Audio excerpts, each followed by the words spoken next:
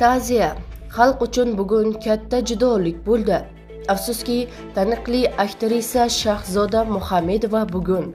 Assalomu alaykum hurmatli tomoshabin.